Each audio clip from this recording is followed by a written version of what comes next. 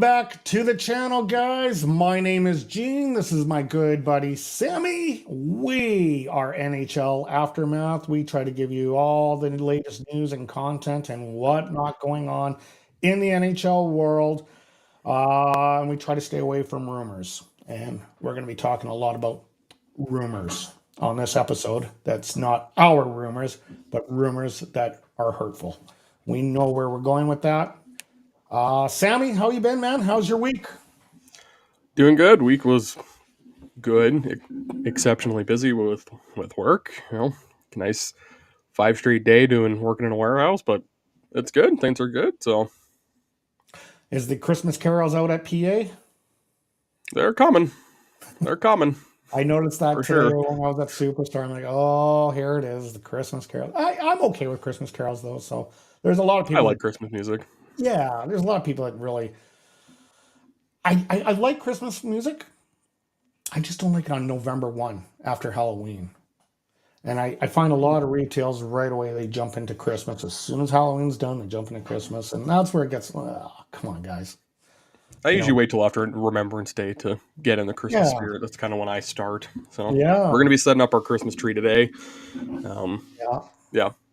Right on. Yeah, actually, you know what? That's funny that you say that. I just dragged my Christmas tree out of my storage.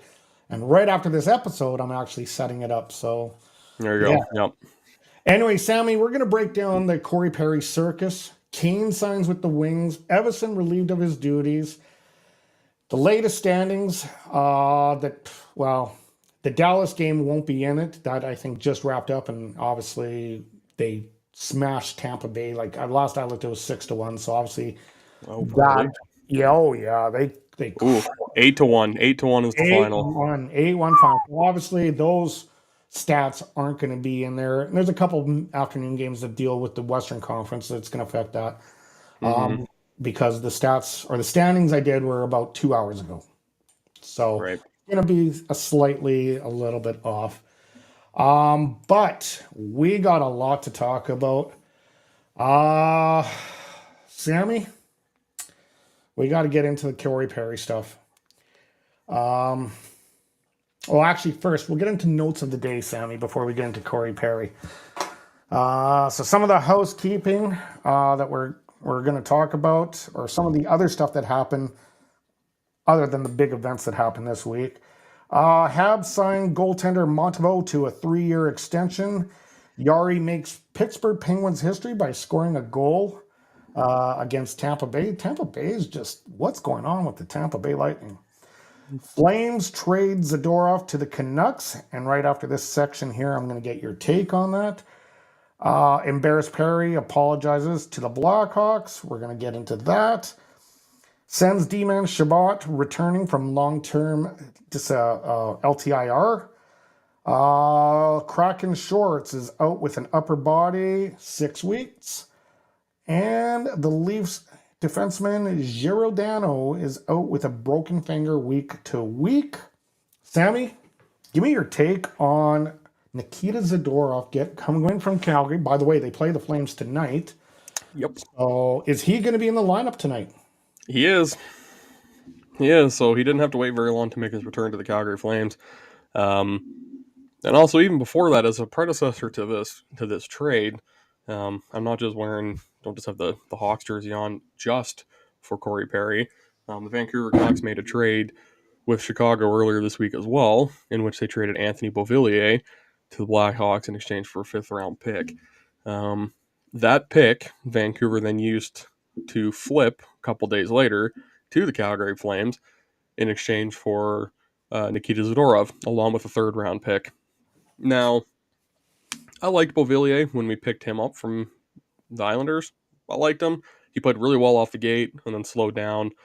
And then, not today, this season, he has been quite slow in terms of production for the team. There was high hopes for him. He should have performed better, especially considering how everyone else on the Canucks were performing to start the season and still are performing. You think he would have been able to live up to that, or at least somewhat pace along, but he just wasn't. And so, unfortunately, they moved on from him. But Vancouver's forward core isn't really a problem in terms of their scoring abilities and everything else that they have going on. Their defense isn't necessarily a problem either, but they wanted to tighten it up a little bit, and Patrick Alvin has been talking about that all year. And so picking up Zadorov, he's like 6'6", I think. He's a big body. He knows how to hit. He hits hard. He's not afraid to hit. He's not afraid to fight. He's not afraid to get into dirty areas and beat you down to grab that puck, which is something that Vancouver needs more of. They needed more of that physicality. And so I'm excited to have him on there. My brother-in-law is born and raised in Calgary, lifelong Flames fan, and we were talking about it, and he was mad at this trade because he was like, that's all we got for Zadorov, because all the rumors out there were, oh, Calgary can get a first-round pick, or Calgary can get a, maybe a second and a player, and Calgary can get all these rumors, and everyone was projecting a pretty decent return for the Flames for Zadorov, and instead they got a fifth and a third. They didn't really get a whole lot. And Vancouver gets a solid top 4 defenseman back. And so I'm excited. I'm excited for it. I'm stoked to have another big body on the blue line, somebody that plays physical. I think that'll be really good for Vancouver. And I'm pretty sure he's playing tonight. And if he is, I'm very excited to watch how he plays. See what he brings to the table. Yeah, exactly. Sammy, it's man, when a player wants out of their respective city that they're playing for, it's hard to get a good return, because it's true. They know that basically they're holding that team as hostage. Like they're holding that GM as hostage, and they just want to be done with him. Most GMs, I would like to see one day a GM saying, you know what, if I can't get what I'm going to get for you, you're sitting the rest of the season. I would love to see that. I'm not gonna. We'll waste the money that we're paying on you, and you'll just sit at home and whatever and be a healthy scratch every night if you don't want to be on this team, and just waste away their contract. I would like to see that, but at the same time, cap space is so valuable, man. So, and at the same time, if you have a player that doesn't necessarily want to play there, if you sit him, nobody's going to trade for him either. Nobody's going to even try to trade for him if he's not playing, if he's not performing, because they don't know what they're getting at that point. So overall, you give the thumbs up on this trade, correct? Absolutely. I give a thumbs up on it. I think it's a win for the Canucks. I'm not trying to be biased. I think Vancouver got a good, solid player back in Calgary's return. I mean, draft picks are always good, but, it's not like a crazy high draft pick or anything. So I think Vancouver wins this one. Third and a fifth. Yeah. Wow. Okay, Sammy, let's get into the Corey Perry thing. This is definitely something we have to definitely talk about. Wow. What a whirlwind couple weeks. I know when this first started and they were sitting Corey Perry out, there was a lot of rumors that they were trying to package up maybe a potential deal even to Edmonton. Yep. That's when it first started, and then things just started snowballing, and the layers of the onion started unpeeling, or whatever analogy you want to use. But things started coming out, and then horrible rumors started coming out. And I'm not going to mention the names of the rumors. I'm pretty sure, unless you've been hiding under a rock, you know what the rumors were. They're absolutely bullshit. I'm sorry for using that kind of language, but people out there need to, wow. You got to think about the lives that you're affecting here. You got to start showing some accountability if you're going to be on the internet. I don't even want to get into that. Anyway, then there was statements from Corey Perry, and I got a few of them here. So basically what happened is the Blackhawks placed Perry on unconditional waivers on Tuesday, stating their intention to terminate his 1-year, $4 million contract. The team said an internal investigation determined that Perry engaged in conduct that was unacceptable and a violation of both the terms and standards players' contract, and that the Blackhawks' internal policies intended to promote professional and safe work environments. Problem is, because of the whole Kyle Beach situation, everything is now a microscope in Chicago. Everything, any little thing. And I bet you Gary Bettman and the boys basically said, hey, don't F this up. Get this right. Make sure you do it right.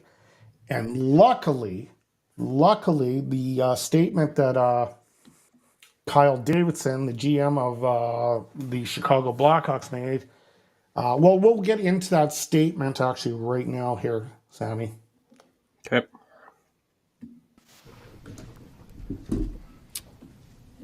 Thank you, everyone, for being here today. First and foremost, I want to start off by reiterating the organization is committed to a culture of accountability and upholding our values across our employees and players both on and off the ice. Last week, management was notified of possible misconduct by Corey Perry. We immediately pulled him from the game and conducted an internal investigation. Upon learning the findings of the investigation, we made the decision to terminate his contract.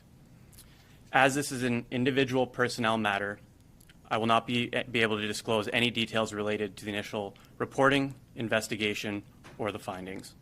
However, I do want to be very clear on this one point. This does not involve any players or their families, and anything that suggests otherwise, or anyone that suggests otherwise, is wildly inaccurate, and frankly, it's disgusting. This has been a tough situation, and I understand you wanted answers. It was important that we took all the necessary steps before sharing more. I hope you can understand that I may not be able to answer everything today, but I am going to be as open and honest as I can be given the situation and out of respect for those involved. I'll take any questions. So there was the next question. I should have actually kept that clip going on, but the next question was there any criminality involved? And it was said, no, it wasn't.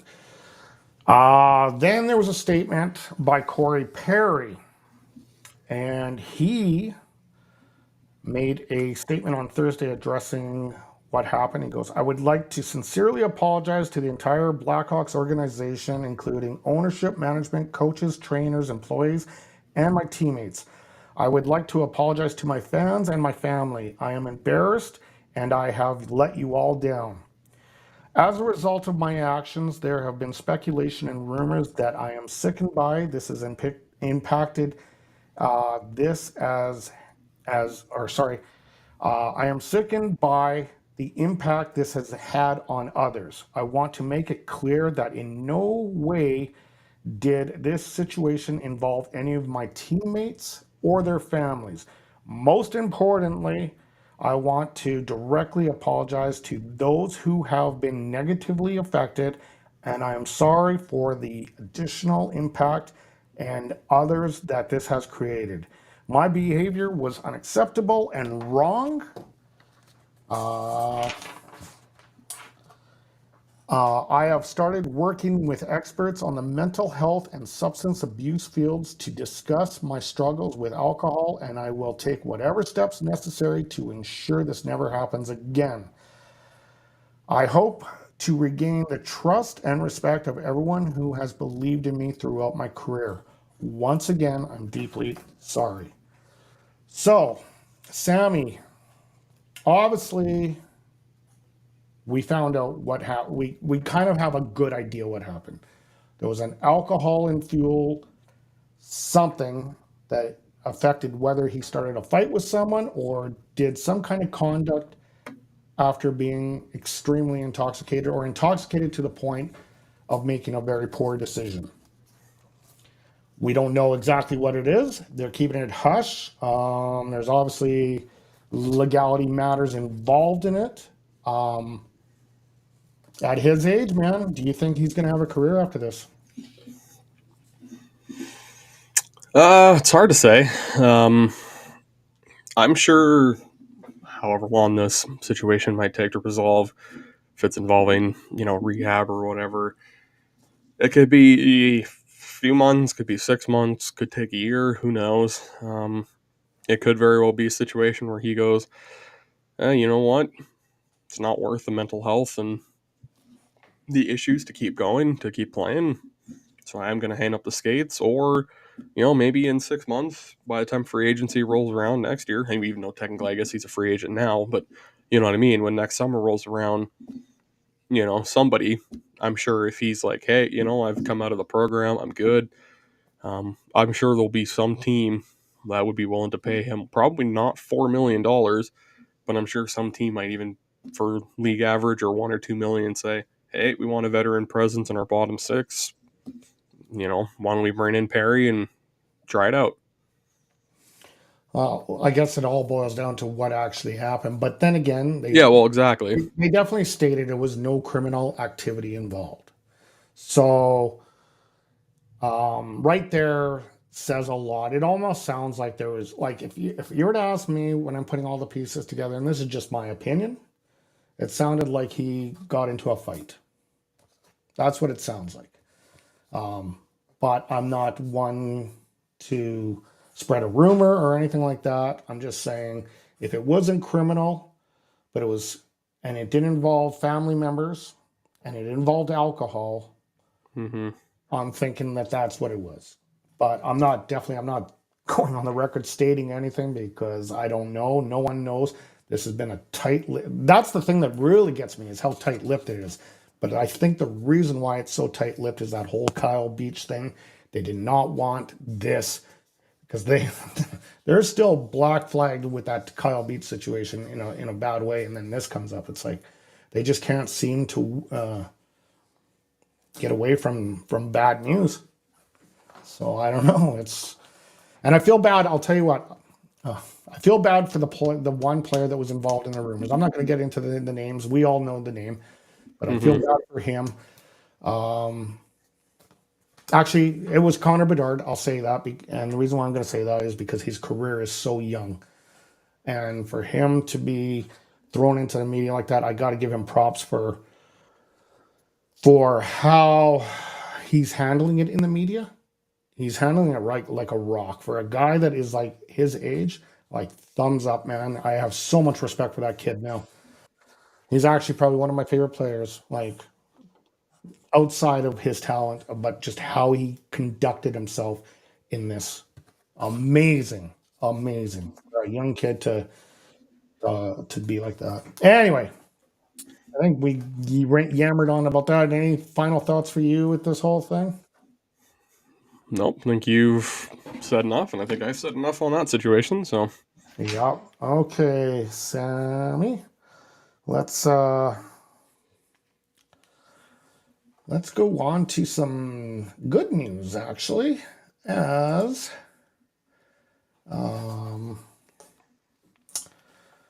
Patrick Kane has signed with the Detroit Red Wings. What are your initial thoughts about this? I think it's awesome. I mean, also funny wearing the Blackhawks jersey too for Patrick Kane, but I think it's a great move by Detroit. Again, he'll be a good veteran presence on that team, arguably the best American-born player to ever play the game. And I imagine he can still pot a puck or two in the net, still make some great plays, and he'll be reunited with DeBrincat. So, I think it could be an excellent move. We'll see how it works out. Steve Yzerman knows what he's doing, so if it works out, then this is an absolute steal. Especially if Detroit can get in the playoffs and maybe make a run of things, this is an absolute steal. Of course, if Patrick Kane comes in and maybe his injury isn't fully healed or the surgery didn't quite fully work out, then who knows. But I think it's an excellent move, and it'll be fun to see him playing again. Excited to see him on a young Red Wings team that's looking to finally do something, and a team that's finally competitive and looks good. Yeah. And this is his career numbers there, Sammy. He's played in 1,180 games. He's got 451 goals, 786 assists, 1,237 points. He's a plus 21, 426 penalty minutes. He's won the Calder in 2007, 2008, the Conn Smythe in 2012, 2013, the Art Ross, Ted Lindsay, and Hart Memorial in 2015, 2016, and 3 cups. This is definitely a Hall of Famer bound player with the 2009-10 Cup, 2012-13 Cup, 2014 and 15 Cup. He's a stud. The only thing is, now I've been watching a lot of stuff on the YouTube, is the people that have had this particular surgery done, the hip resurfacing, a lot of them don't really fully recover from that. So we're talking like tennis players and all that kind of stuff. But again, tennis players and hockey players are totally 2 different momentum movements. Whereas a tennis player, it's more of a, when you're running, it's probably more pressure on your hip as opposed to gliding the skates, right? So we'll see. I think Detroit really hit a home run by getting him. He wants to play with DeBrincat too, so that's one of the main reasons that he stated in his presser why he chose Detroit over any other team. Yeah, I think it's a good fit. I really do. And Stevie Y doesn't usually make poor decisions, so yeah, I think Detroit's going to be fine. Any other comments on that there, Sammy? No, just excited to see him jump in and play. Yeah. Yeah, it's going to be good for him. Definitely. Him getting, he is kind of in the twilight of his career, but it will be definitely a good thing for him. Okay, we're going to go on to the story coming out of Minnesota, which was kind of a surprise, as Bill Guerin has relieved Dean Evenson of his duties behind the bench. This is kind of the second, I don't know, I'm almost kind of coining this year as the trigger-happy season. Just because we saw what happened to Woody, I thought he was relieved of his duties very, very quickly. We're in a horrible spiral. We know that. And Evenson has been a pretty good coach. So just a little history on him is he played his junior career with the Spokane Flyers and the Kamloops Junior Oilers from 1980 to 1984. Played on 3 NHL teams, the Washington Capitals, Hartford Whalers, and the San Jose Sharks. He coached the Kamloops Blazers, the Vancouver Giants, the Calgary Hitmen before getting assistant gig with the Washington Capitals and eventually a head coaching gig from the Minnesota Wild in 2018 and 19. And he lasted there quite a while. I actually liked him as a coach. I thought he brought a lot to the table.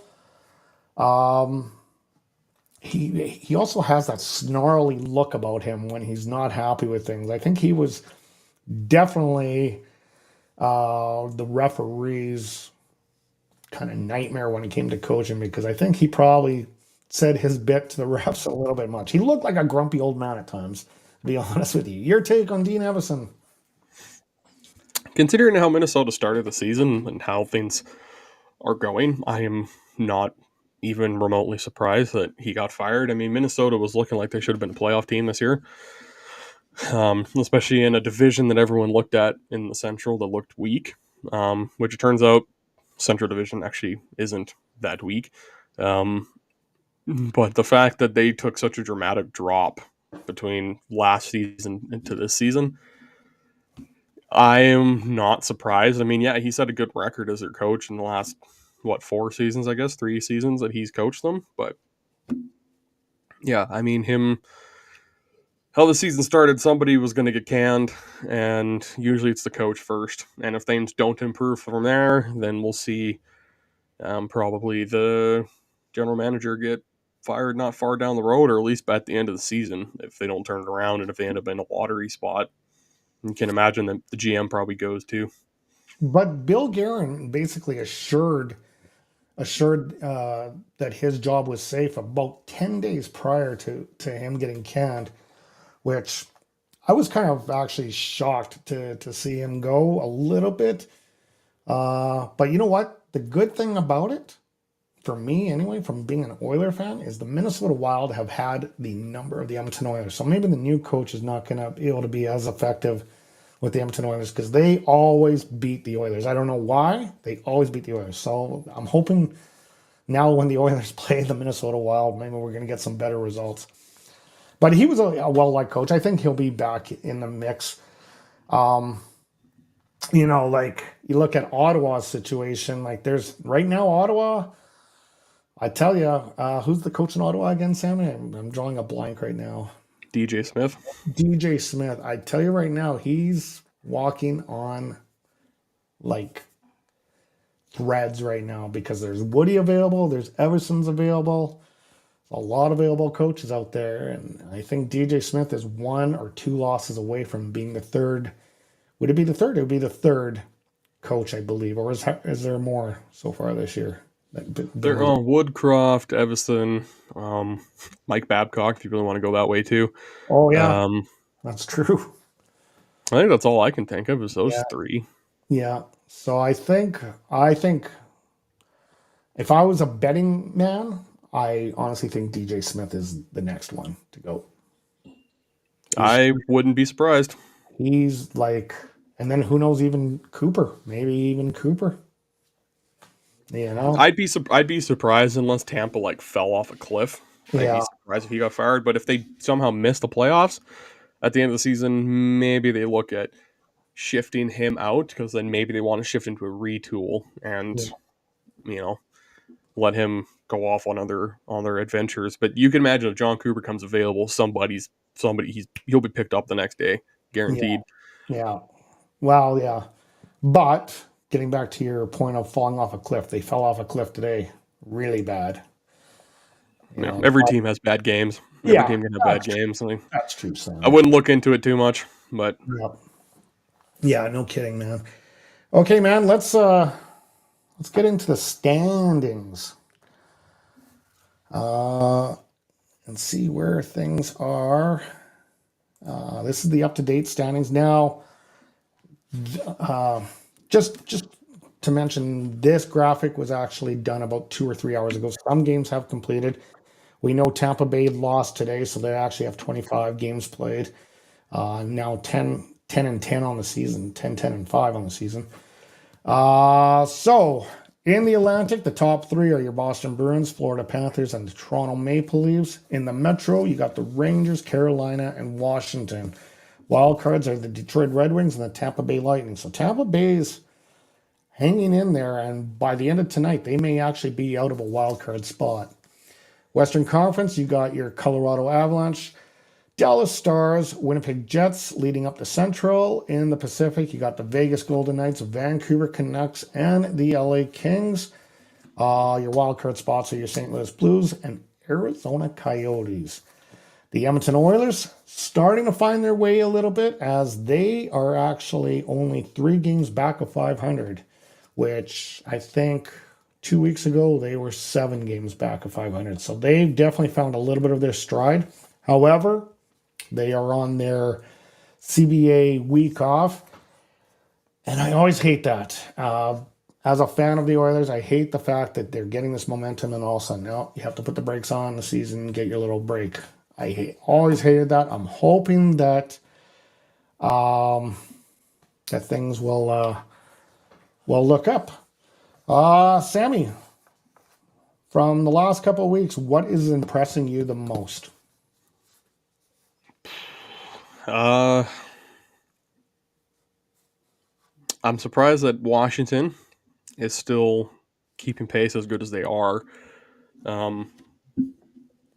Tampa Bay, actually looking at these standings, Tampa Bay they're 1 point out of being out of the playoffs, and with a loss today, if the Islanders win today, or the Flyers win today, or even Pittsburgh and New Jersey, they can all jump into that spot instead. And one of them will. And one of them will. Yeah, for sure. One of them will jump into that spot probably. On that, Rangers are just still flying high.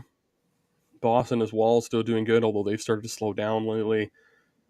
Florida seems to be picking it up. Out west, I mean, nobody is surprised that Colorado's still flying up there. I mean, Dallas with their win today, that'll put them at 31 points too, so they're right on pace with Colorado. Vegas leading the way on that side. Vegas first in the NHL right now, currently too. Vancouver only a few points behind. That game, that Vegas Vancouver game on Thursday night was very frustrating to me because whoever won that game would have been first in the conference in the division. But Oh, yeah, actually, I didn't even realize. I forgot that they played. So Vegas beat them, eh? Vegas beat Vancouver. I think it was 4-1. It was a very frustrating game. Vegas was definitely the better team that night for sure. Vancouver just, if Thatcher Demko didn't play as good as he did, that game could have been like 8 or 9-1. Like, it just, he was ridiculous that night, and Vegas played very well. St. Louis, I'm surprised that they're in a wild card spot. I don't expect them to be in a playoff spot come the end of the season, but it's interesting to see them kind of going right now. And Arizona too, like, where did they come from? Yeah, yeah, yeah. Like I say, it's been an interesting go this year. We're finding, like I Mhm. say, things are starting, I think, to come down to reality a A little little bit. bit. I think the Oilers are actually starting to play the way they should be playing. And some of the teams that started off really, really well are starting to kind of, Yeah. But you still look, Edmonton is still 12 points behind Vancouver, 10 points behind LA. yes, Like, yeah, that's that if for Edmonton to surpass either of them, Edmonton would need to go on a ridiculous run, and Vancouver and LA, yeah. either of those Well, teams would I just basically drop off. have them. I basically made my determination that they have to be by the end of this month of December. If they are at 500 or better, then I'm going to be back on the bandwagon saying they're a playoff team again. But We'll see. yeah, yeah, we'll see. We will see. Okay, Sammy, let's go on to the aftermath poll that I got set up here. And this is a public poll. Scan the QR code to get your vote. This is through the software I use, EV Mukes. And the poll that I have is, what has been the most intriguing story so far this NHL season? Woodcroft and Evenson relieved of their duties so soon? The Milan Lucic story? Corey Perry termination of contract? Or Mike Babcock hired and fired within 3 months?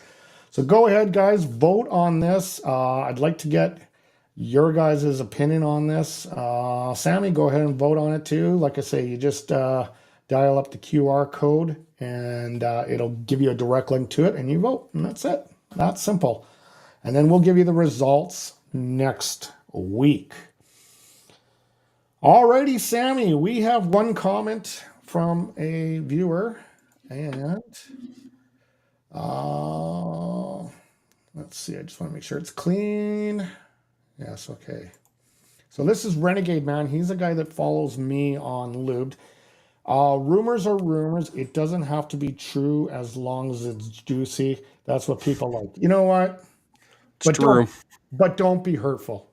So Yep. I disagree with that. Don't do things that could damage someone else's life. So I'm okay with rumors. I mean, there's a lot of guys that do rumors. This guy's getting traded to this team and all that kind. I'm okay with clean rumors like that.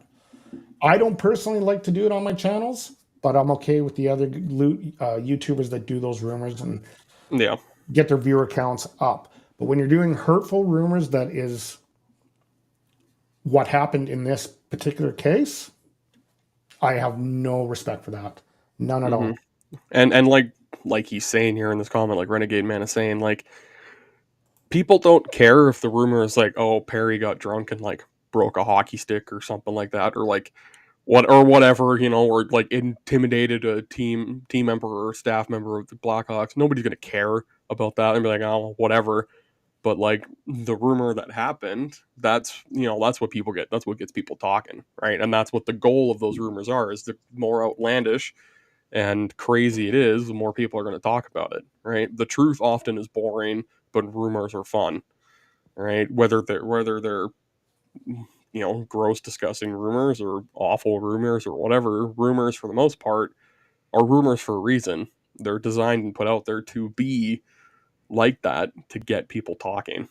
Yeah. So, But yeah, I think I said my piece on that. Sammy, I think that might be an episode there, buddy. sweet. Let's go into our final little bit here. Yeah, this was a really well done episode. I'm pretty pleased with it. I don't think there was too many hiccups on it. There was Pretty smooth. one title error that I had, and I had the U.S. Thanksgiving thing when it came to the standings. I didn't quite correct that from last week, but whatever. Minor. Whatever. Anyway, I feel good about it. Sammy, send us on our way, man. Yeah, well, hey, like you said, nice good one this week. Lots of stuff happened in the National Hockey League this week. I am surprised this one didn't run longer. All things considered, what we all had to talk about, but that was good. I think keeping her short and sweet is good. I think we got the message across, though. Exactly.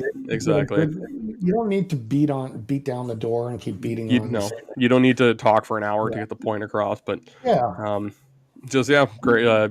Thanks for whoever tuned in and watched Renegade Man. Thank you for commenting.